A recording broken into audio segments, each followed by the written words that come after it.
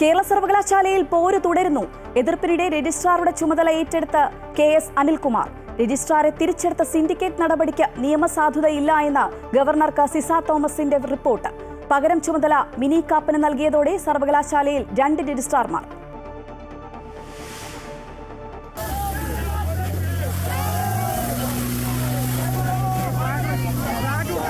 ആരോഗ്യമന്ത്രിയുടെ രാജി ആവശ്യപ്പെട്ട് സംസ്ഥാനത്ത് ഇന്നും വ്യാപക പ്രതിഷേധം. BJP യൂത്ത് കോൺഗ്രസ് മാർച്ചുകളിൽ സംഘർഷം.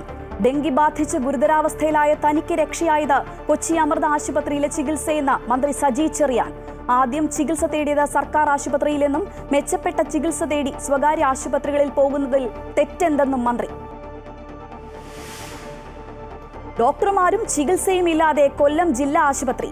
ഡോക്ടർമാർ പ്രാധാന്യം നൽകുന്നത് സ്വകാര്യ പ്രാക്ടീസിനെന്ന ആക്ഷേപം. പുതിയ കെട്ടിട നിർമ്മാണവും പാതി വഴി.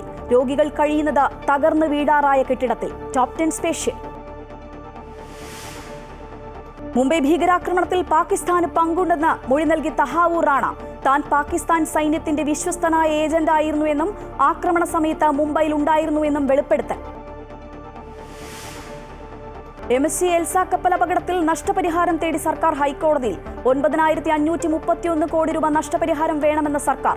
വിഴിഞ്ഞത്തെത്തിയ MSC കമ്പനിയുടെ മറ്റൊരു കപ്പൽ അറസ്റ്റ് ചെയ്യാൻ കോടതി നിർദ്ദേശം.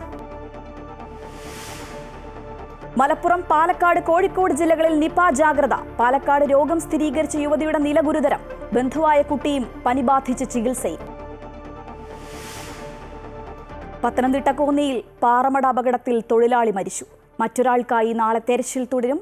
അപകടത്തിൽപ്പെട്ടത് ഒഡീഷ, ബീഹാർ സ്വദേശികൾ.